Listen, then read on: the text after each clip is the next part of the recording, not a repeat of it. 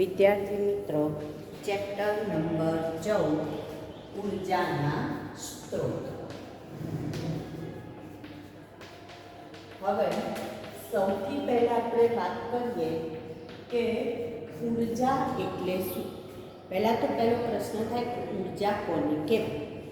તો આપણે કહીશું કે જે પણ કાર્ય કરવાની ક્ષમતા, આપણી જે પણ કોઈ પણ તંત્ર અથવા તો આપણી કાર્ય કરવાની ક્ષમતા, એને શેના તરીકે ઓળખીએ છીએ? ઉર્જા તરીકે ઓળખવામાં આવે. કોઈ પણ તંત્રની કાર્ય કરવાની ક્ષમતા એને શેના તરીકે ઓળખીશું? આપણે ઉર્જા તરીકે ઓળખીએ છીએ. શક્તિ, જેને આપણે શેના તરીકે ઓળખીએ? શક્તિ તરીકે ઓળખીએ છીએ. હવે ઉર્જા માટે થર્મોડાયનેમિક્સના નિયમ છે. થર્મોડાયનેમિક્સના 2 નિયમ છે ઉર્જા માટેના. પહેલો નિયમ એવો કહે છે કે ઉર્જાનો નાશ થતો નથી કે ઉર્જા ઉત્પન્ન થતી નથી, પરંતુ તેનું એક સ્વરૂપમાંથી બીજા સ્વરૂપમાં રૂપાંતરણ થાય છે. એટલે કે વિશ્વમાં ઉર્જાનો કુલ જથ્થો કેવો છે? અચળ રહે છે. આ એક પહેલો નિયમ થયો કે ઉર્જા નાશ નથી કરી શકાતો કે ઉર્જા ઉત્પન્ન નથી કરી શકાતી, પરંતુ ઉર્જાનો કુલ જથ્થો જે છે એ અચળ રહે છે. એટલે કે ઉર્જાનું એક સ્વરૂપમાંથી બીજા સ્વરૂપમાં રૂપાંતરણ થાય છે.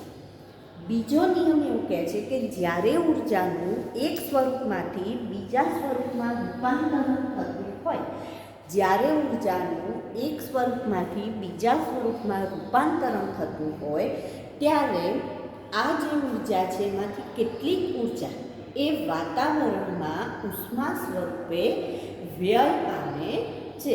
આવી વાત આપણે જ્યારે ચેપ્ટર નંબર 15 છે એમાં કરી ગયા હતા કે પોષક સ્તરમાં એક સ્તરમાંથી જ્યારે બીજા સ્તરમાં ઉર્જાનું વહન થતું હોય, ત્યારે કેટલીક ઉર્જાનો નાશ થાય છે. એટલે સૌથી ઉપરના સ્તરે જ્યારે ઉર્જા પહોંચે ત્યારે ઉર્જાનું પ્રમાણ કેવું હશે? તો ઓછું હોય છે. બરાબર, એવી વાત કરી ગયા હતા. હવે આપણે જે પ્રશ્ન આવે છે કે ઉર્જાના સ્ત્રોત જે છે એના પ્રકારો વિશે જણાવવાનું છે. એટલે પહેલું, ઉર્જા એટલે શું?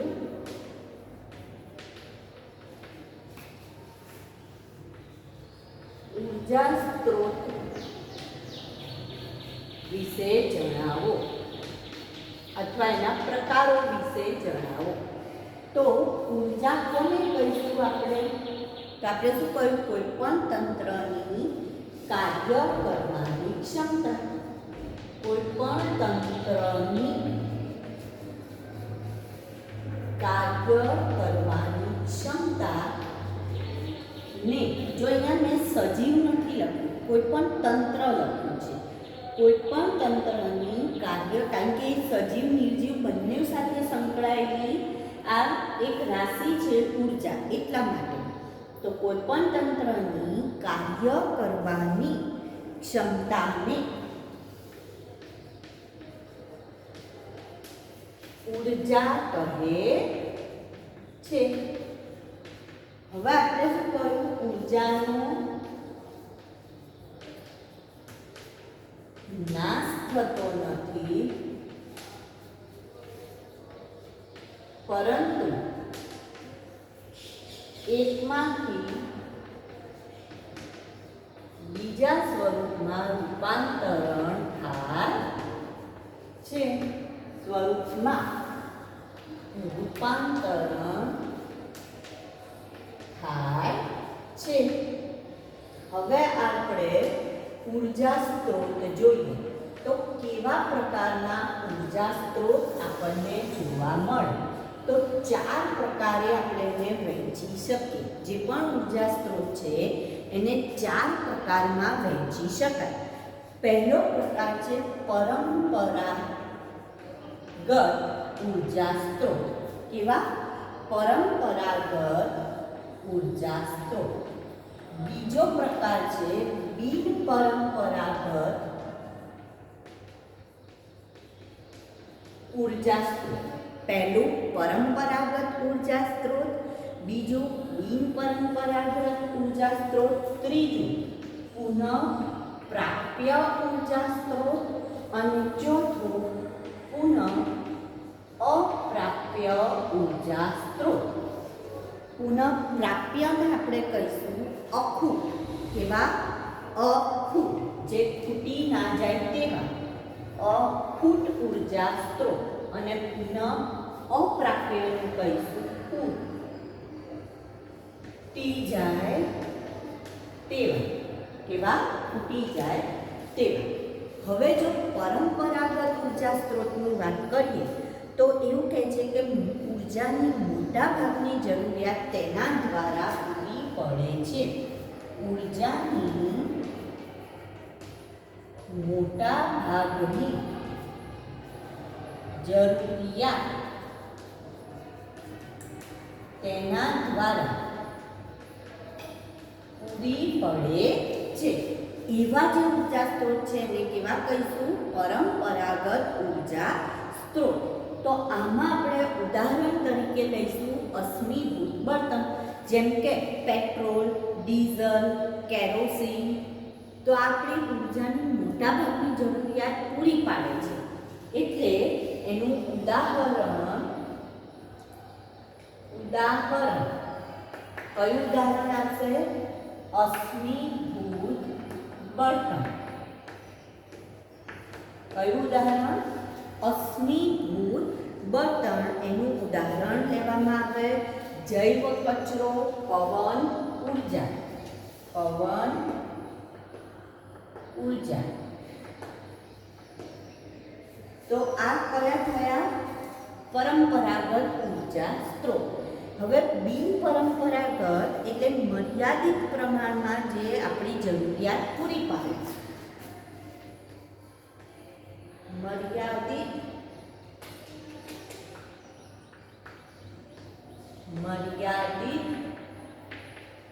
પ્રમાણમાં જરૂરિયાત પૂર્ણ કરે. મર્યાદિત પ્રમાણમાં એટલે બહુ વધારે માત્રામાં નહીં. તો એમાં ઉદાહરણ લેવું હોય તો સૌર ઉર્જા એનું ઉદાહરણ લઈ શકાય. કઈ ઉર્જા? સૌર ઉર્જા. પછી ન્યુક્લિયર ઉર્જા પણ ભરતી ઉર્જા એના ઉદાહરણમાં આપણે લઈશું. ભરતી ઉર્જા કે જેમાંથી આપણે સૌર ઉર્જા, તમે જુઓ મર્યાદિત પ્રમાણમાં આપણે એનો ઉપયોગ કરીએ છીએ, પૂરેપૂરો 100% ઉપયોગ કરતા નથી. તો એવા સ્ત્રોત એને આપણે કેવા કહીએ છીએ? બિનપરંપરાગત. હવે કયું આવશે? પુનઃપ્રાપ્ય અથવા તો અખૂટ. તો પુનઃપ્રાપ્યનો મતલબ થશે કે જે સતત આપણને પ્રાપ્ત થતા રહે. તે સતત પ્રાપ્ત થતા રહે. એટલે એકવાર આપણે વાપરી કાઢીએ તો પણ આપણને ટૂંક સમયમાં એ પાછા મળી રહેતા હોય તેવા ઉર્જા સ્ત્રોત છે. માટે એને શું કહીએ છીએ? આપણે પુનઃપ્રાપ્ય કહીએ છીએ. જેમાં આપણે પવન ઉર્જા, સૌર ઉર્જાનો સમાવેશ કરીશું. પવન ઉર્જા, સૌર ઉર્જા. બરાબર? જે સૂર્યની ઉર્જા, સૂર્યમાંથી આપણે શક્તિ એકવાર વાપરી કાઢી તો એવું થાય કે બીજા દિવસે સૂર્ય નહીં મળે? ના. તો સતત એ આપણને પ્રાપ્ત થતા રહે છે. એટલે કે અખૂટ છે, વપરાઈ જતા નથી. અને જે પુનઃ પ્રાપ્ત થઈ શકતા નથી એટલે કે ખૂટી જવાના છે, જે તે પુનઃ પ્રાપ્ત થઈ શકતા નથી.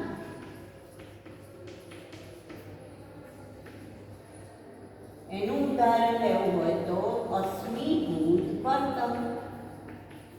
એકવાર વપરાઈ ગયા પછી એને બનવા માટે કરોડો વર્ષ લાગવાનું છે. એટલે કે ટૂંક સમયગાળામાં આપણને પુનઃ પ્રાપ્ત થવાના નથી. તો એને આપણે શેમાં કહીએ છીએ? અશ્મિભૂત બળતણ, પુનઃ અપ્રાપ્ય. તો ઉર્જા સ્ત્રોતોને 4 પ્રકારમાં વહેંચી શકાય: પરંપરાગત, બિનપરંપરાગત, પુનઃપ્રાપ્ય, પુનઃ અપ્રાપ્ય. જો આ બે તો તમે ભણી ચૂક્યા છો, પુનઃપ્રાપ્ય, અપ્રાપ્ય. પણ આ બે શબ્દો તમારા માટે નવા છે, પરંપરાગત ને બિનપરંપરાગત.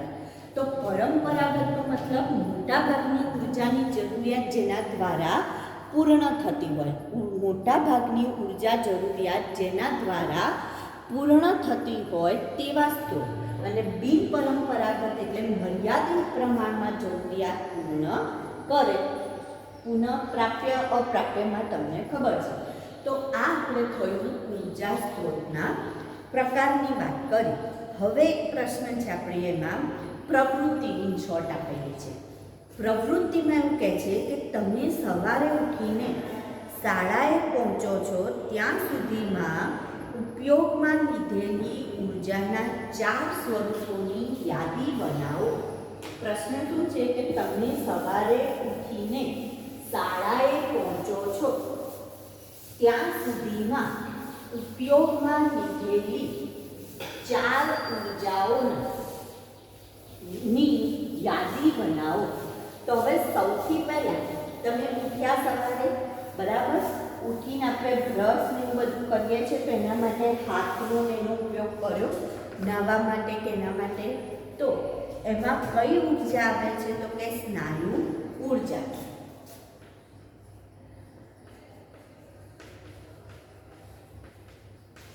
સવારે ઉઠીને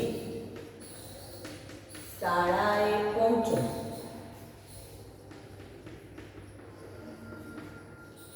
ત્યાં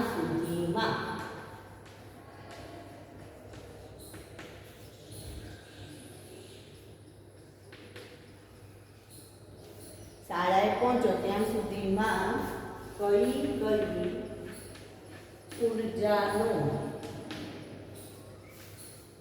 ઉપયોગ કરો છો. તો પહેલું આવશે સ્નાયુ ઉર્જા. કઈ ઉર્જાનો ઉપયોગ કરીશું? સ્નાયુ ઉર્જા. શેના માટે સ્નાયુ ઉર્જાનો ઉપયોગ કરીશું આપણે? તો બ્રશ કરવા, નાહવા માટે, સ્નાન કરવા, બ્રશ કરવા, એક્સરસાઇઝ કરવા એટલે કે કસરત કરવા. કરો છો કે નથી કરતા એ તો નથી ખબર. બીજું વિદ્યુત ઉર્જા.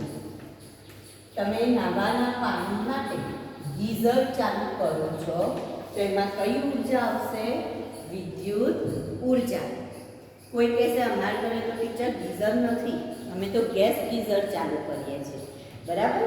તો તમે સ્વિચ તો કરો છો ને, પંખો ચાલુ કરો છો, ટ્યુબલાઇટ ચાલુ કરો છો, તો એ કઈ ઉર્જા આવશે? વિદ્યુત ઉર્જા. તો ગીઝર ચાલુ કરવું, આપણે જે ડ્રેસ હોય એને ઇસ્ત્રી કરવી, ગીઝર ચલાવવું, ઇસ્ત્રી કરવી, તો એના માટે વિદ્યુત ઉર્જાનો ઉપયોગ થશે. પછી દૂધ ગરમ કરવામાં આવે એટલે અને નાસ્તો બનાવવામાં આવે તો એ આવશે બળતણ ઉર્જા.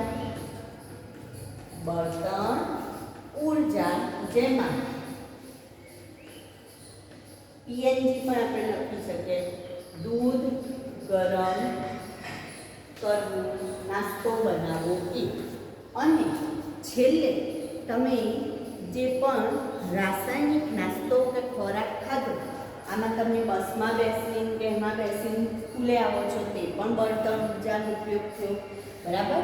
અને છેલ્લે આપણે જે નાસ્તો ખાધો એ નાસ્તો એટલે શું આવશે? રાસાયણિક ઉર્જા. એટલે નાસ્તાનું પાચન. અને એને રાસાયણિક ઉર્જા. તો સ્નાયુ ઉર્જા, વિદ્યુત ઉર્જા, બળતણ ઉર્જા અને રાસાયણિક ઉર્જાનો ઉપયોગ કરીશું. અને એના દ્વારા આપણે એમ કે આ 4 આપણે એના એક્ઝામ્પલ લીધા. આવી 4 ઉર્જાઓ આપણે ઉપયોગમાં લઈશું.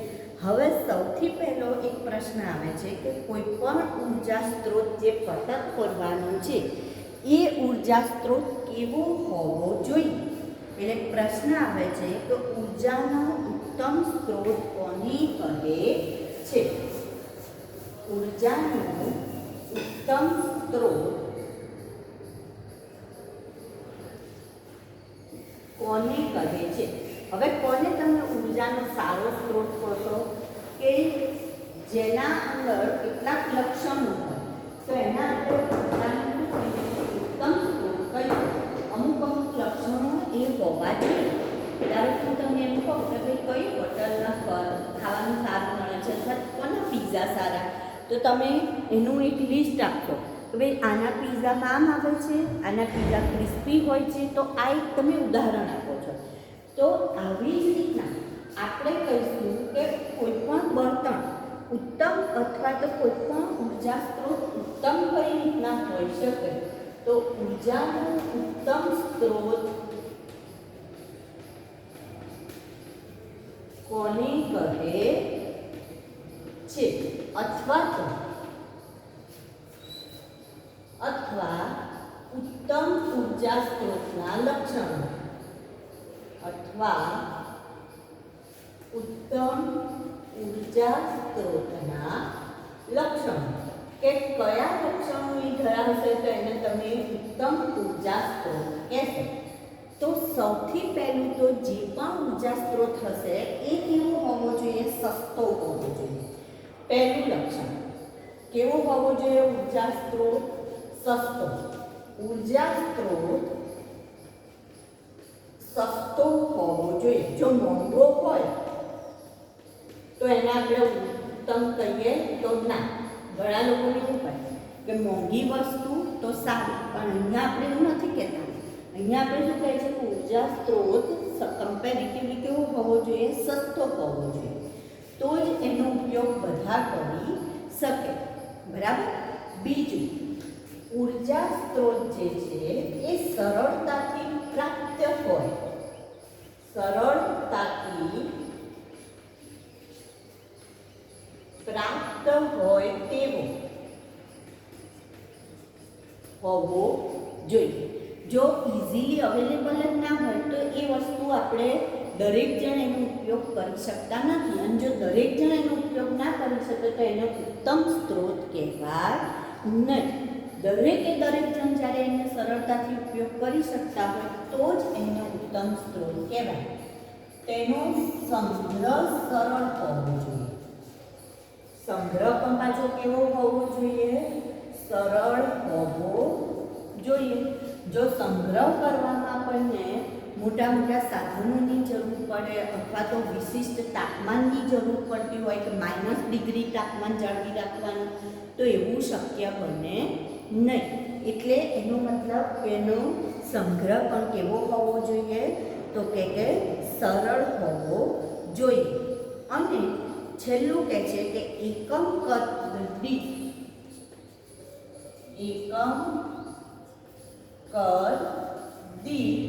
વધારે માત્રામાં ઉર્જા ઉત્પન્ન કરતો હોવો જોઈએ. એકમ કદ દીઠ વધારે માત્રામાં ઉર્જા ઉત્પન્ન કરવો જોઈએ. તો કોઈ પણ ઉર્જા સ્ત્રોત સસ્તો, સરળતાથી પ્રાપ્ત, સંગ્રહ સરળ, એકમ કદ દીઠ વધારે માત્રામાં ઉર્જા ઉત્પન્ન કરતો હોવો જોઈએ. અને જો એક વધારાનું ઉમેરવું હોય તો તમે એવું પણ ઉમેરી શકો કે એનું પરિવહન સરળ હોવું જોઈએ. એટલે એની એક જગ્યાએથી બીજી જગ્યાએ લઈ જવામાં સરળતા હોવી જોઈએ.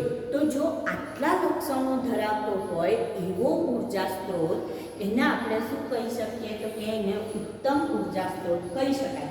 હવે ધારો કે હું તમને એમ કહું કે એક તમને ઉદાહરણ આપું છું કે તમારી જોડે સૌર ઉર્જા અને કોઈ વિદ્યાર્થીને 2 ઉર્જા આપેલી છે, સૌર ઉર્જા અને ન્યુક્લિયર ઉર્જા, અને એમ કહેલું છે કે આ બેમાંથી ઉત્તમ ઉર્જા સ્ત્રોત કયો.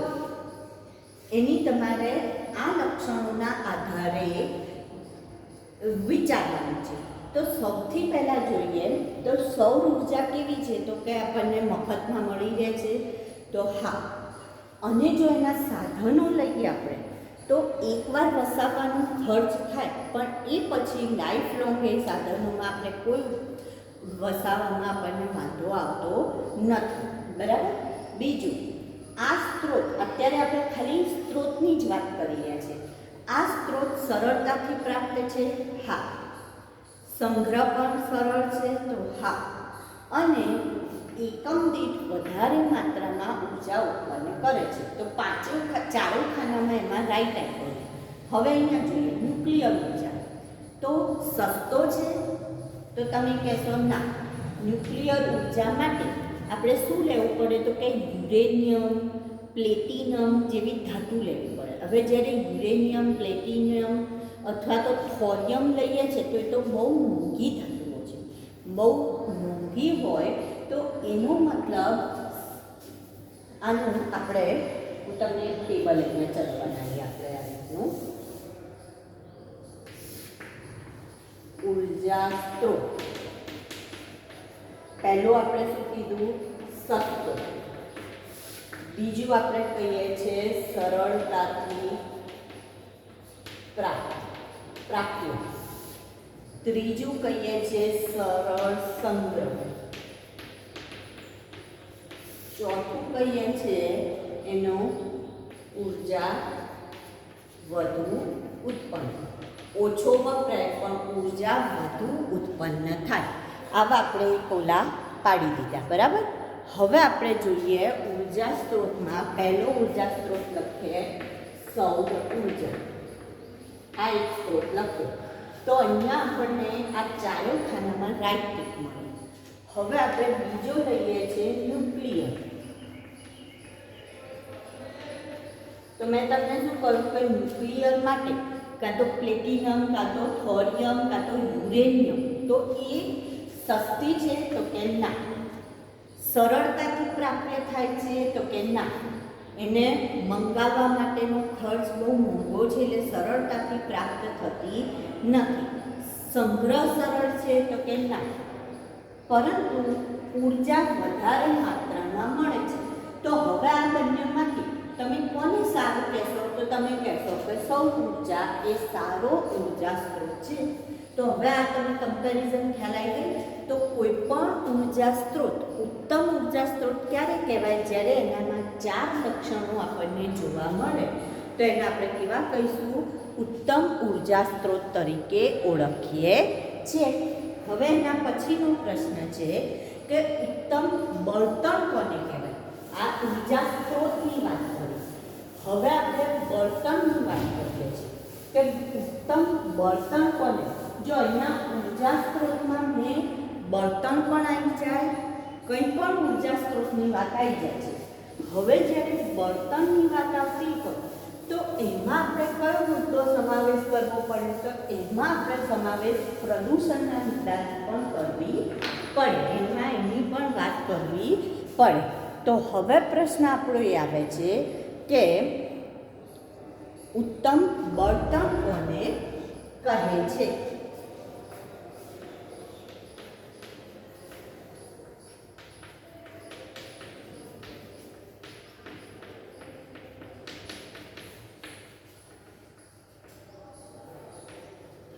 અથવા ઉત્તમ બળતણ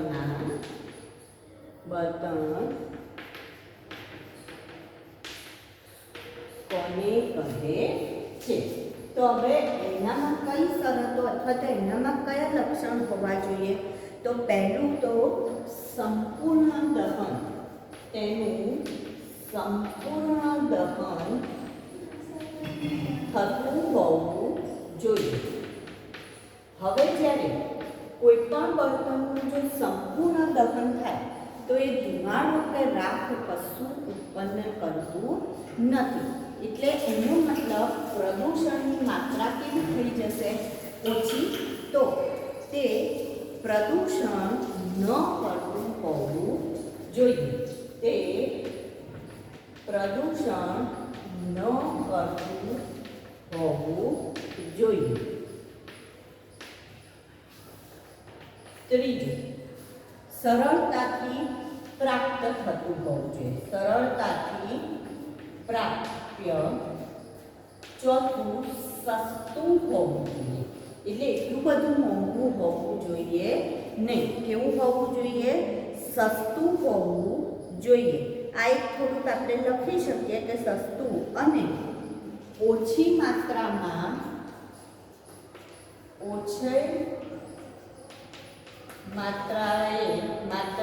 દહન કરતા વધુ ઉર્જા ઉત્પન્ન કરતું હોવું જોઈએ. વધુ ઉર્જા ઉત્પન્ન કરતું હોવું જોઈએ. તો કોઈ પણ બર્તનમાં અને ઝડપી એક તો દહન કરતું હોવું જોઈએ. કોઈ પણ બર્તન છે એમાં આપણને જો આ લક્ષણો જોવા મળે, કેટલીક વખત એવું થાય આપણે પેલું રોકેટ સળગાવે પછી ક્યાં સુધી એમ રાહ જોઈએ ખુશખુશું થઈ જાય, તો એવું નહીં. ટૂંકમાં ઝડપથી એનું દહન થતું હોવું જોઈએ. તો સંપૂર્ણ દહનનો મતલબ કે ધુમાડો કે રાખ થવી જોઈએ નહીં. પ્રદૂષણ ન કરતું હોવું જોઈએ. સરળતાથી પ્રાપ્ય, સસ્તું અને ઓછી માત્રામાં દહન કરીએ તો પણ વધુ ઉર્જા પ્રાપ્ત થવી જોઈએ. તો આ આપણે ઉર્જાના થોડાક વાત કરી. પહેલી વાત કરી તો ઉર્જા કોને કહેવાય? તો કોઈ પણ તંત્રમાં કાર્ય કરવાની ક્ષમતા એને ઉર્જા કહીએ, જેના સ્ત્રોતને આપણે 4 પ્રકારમાં વહેંચ્યા. કયા 4 પ્રકારમાં વહેંચ્યા? તો પહેલો પ્રકાર હતો આપણો કે પરંપરાગત ઉર્જા સ્ત્રોત, પછી બિનપરંપરાગત ઉર્જા સ્ત્રોત, પુનઃપ્રાપ્ય અને પુનઃ અપ્રાપ્ય ઉર્જા સ્ત્રોત. ત્યાર પછી આપણે 4 ઉદાહરણ, ઉર્જાના 4 ઉદાહરણ લીધા કે ઘરેથી તમે જ્યારે નીકળો છો સ્કૂલે આવવા માટે તો કઈ કઈ ઉર્જાનો ઉપયોગ કરો છો, કોઈ પણ 4 ઉર્જા. તો એમાં આપણે એક લીધું સ્નાયુ ઉર્જાનો ઉપયોગ કર્યો, બીજું આપણે વિદ્યુત ઉર્જા, ત્રીજું બળતણ ઉર્જા, ચોથું રાસાયણિક ઉર્જા. ત્યાર પછી આપણે ઉત્તમ ઉર્જા સ્ત્રોતના લક્ષણો અને છેલ્લે ઉત્તમ બળતણના લક્ષણોની વાત કરી ગયા.